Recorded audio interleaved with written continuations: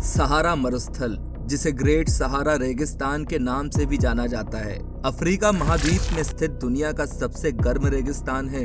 सहारा मरुस्थल इतना गर्म है कि यहाँ बारिश नाम मात्र की होती है और बारिश का पानी जमीन पर गिरते ही भाप में बदल जाता है। पर ऐसी परिस्थिति में जब पानी रुक नहीं रहा हो तो लोग पानी की जरूरतों को कैसे पूरा करते हैं? तो आपको बता दें, पानी के लिए लोगों ने सहारा रेगिस्तान के नीचे नदियां बनाने का प्रयास किया है। नमस्कार दोस्तों, मैं हूं अर्पित और आपका स्वागत है हमारे YouTube चैनल हिंदी पैक पर। आज के इस वीडियो में हम बात करने वाले हैं लोगों द्वारा सहारा रेगिस्तान के नीचे बनाने वाली नदियों पर। चलिए वीडियो शुरू करते हैं। मानव निर्मित नदियों के बारे में जानने से पहले सहारा मरुस्थल के बारे में कुछ बातें जानना जरूरी है। नंबर 1, सहारा मरुस्थल का क्षेत्रफल भारत के क्षेत्रफल से लगभग 2 गुना है, यानी काफी बड़ा है। सहारा मरुस्थल में दिन का तापमान 56 डिग्री सेल्सियस से ऊपर तो रात को बर्फ जमा देने वाला तापमान 0 से भी नीचे चला जाता है, यानी दिन में पानी का भाप बनना और रात में पानी का बर्फ बनना तय है। नंबर 3, विश्व की सबसे लंबी नील नदी सहारा मरुस्थल के पूर्वी भाग से गुजरती है, यानी इसके एक भाग पर पानी की मात्रा है। इसके साथ ही सहारा मरुस्थल में खारे पानी की झील भी पाई जाती है। नंबर 4, कई सालों पहले सहारा रेगिस्तान में बर्फ गिरने से वहां एक नदी का निर्माण हुआ जिसे ग्वेल्टा डी आर्चेई के नाम से जाना जाता है और इसी नदी के पानी को पीकर सहारा डेजर्ट के जानवर जीवित रहते हैं। ये पानी कभी सूखता नहीं है, परंतु ऊंटों के मलमूत्र के कारण ये पानी अब काला पड़ गया है।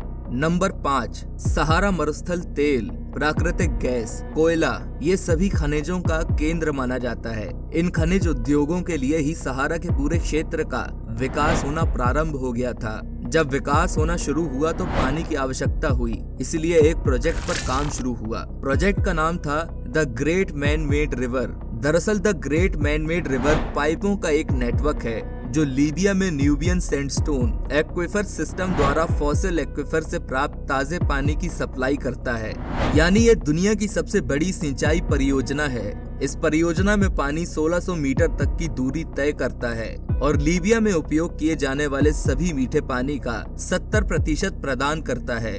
इसको सीधी भाषा में समझे तो ये दुनिया में पाइपों का सबसे बड़ा भूमिगत नेटवर्क है, जिसकी कुल लंबाई 2820 किलोमीटर है। इसमें 1300 से अधिक कुएं हैं जो 500 मीटर से अधिक गहरे हैं और त्रिपोल, बेंगाजी, सिरते और अन्य शहरों में प्रतिदिन 65 लाख घन मीटर ताजे पानी की आपूर्ति करते हैं। लीबिया के नेता गद्दाफी ने इसे दुनिया का 8वां आश्चर्य बताया था। पर इसकी शुरुआत कैसे हुई? बात है सन 1953 की। दक्षिणी लीबिया में तेल खोजने के प्रयास चल रहे थे, पर उन्हें एक भूमिगत पीने योग्य पानी बड़ी मात्रा में मिला। फिर क्या था? इस पानी को उपयोग करने के लिए एक योजना 1960 के दशक के अंत तक बना ली गई और परियोजना पर काम 1984 में शुरू कर दिया गया। प्रोजेक्ट के निर्माण को 5 चरणों में विभाजित किया गया था। पहला चरण, इस चरण में 25 मिलियन वर्ग मीटर की खुदाई की आवश्यकता थी और इसका उद्घाटन 28 अगस्त 1991 को हुआ था। पहले चरण के लिए प्राथमिक ठेकेदार दांग आह कंसोर्टियम था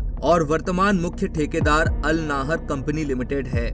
दूसरा चरण, इसका नाम रखा गया त्रिपोली का पहला पानी और इसका उद्घाटन 1 सितंबर 1996 को हुआ था। आगे के 3 चरणों के लिए पूरे विश्व ने साथ दिया। प्रोजेक्ट के लिए लगने वाला सामान कोरिया में बनवाया गया था, पर एक और सबसे बड़ी चुनौती थी पाइपलाइन पर जंग लगने से रोकना। इसके लिए एक ऑस्ट्रेलिया कंपनी AMAC को काम दिया गया और बाकी प्रोजेक्ट के बाकी सामान को लीबिया में बनाया गया। प्रोजेक्ट की कुल लागत आई 25 अरब अमेरिकी डॉलर। पर आपको ये जानकर हैरानी होगी, इस प्रोजेक्ट के लिए लीबिया ने ना तो किसी देश से और ना ही किसी विश्व बैंक से कोई कर्जा लिया। इस प्रोजेक्ट में पानी के कंडेंसेशन की भी जरूरत हुई, तो इसके लिए 50,000 कृत्रिम ताड़ के पेड़ों की स्थापना की गई, जिसकी कुल लागत आई 1 अरब यूरो। इस प्रोजेक्ट से पानी किस तरह और कब प्राप्त हुआ, इस पर बात कर लेते हैं। पानी 5 चरणों में प्राप्त हुआ, जो कुछ इस प्रकार है।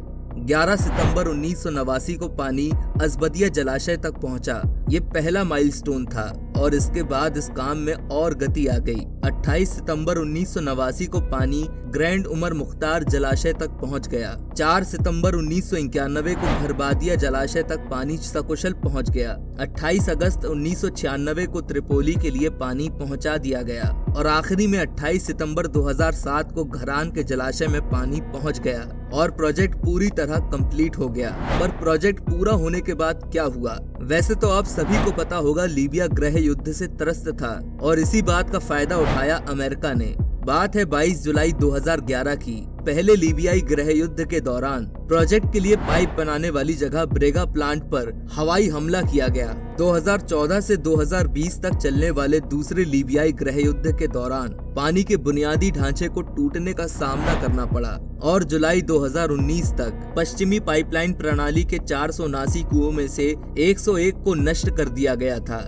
10 अप्रैल 2020 को त्रिपोली और पड़ोसी शहरों में जल प्रवाह करने वाले एक स्टेशन पर कब्जा कर लिया गया था और उन्होंने पानी की सप्लाई को रोक दिया तथा बाद में उसे नष्ट कर दिया। अब ये प्रोजेक्ट पूरी तरह से काम नहीं कर रहा है, पर एक समय ऐसा था जब इस प्रोजेक्ट ने करोड़ों लोगों तक पानी पहुंचाया। अगर आज के समय में ये प्रोजेक्ट पूरी तरह से काम कर रहा होता तो सहारा मरुस्थल की हालत कुछ और ही होती। वीडियो में बताई गई जानकारी कैसी लगी?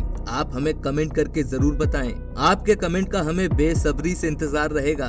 और अगर आपको ये जानकारी पसंद आई हो तो वीडियो को लाइक करें और इसे ज्यादा से ज्यादा लोगों के साथ शेयर करें। धन्यवाद।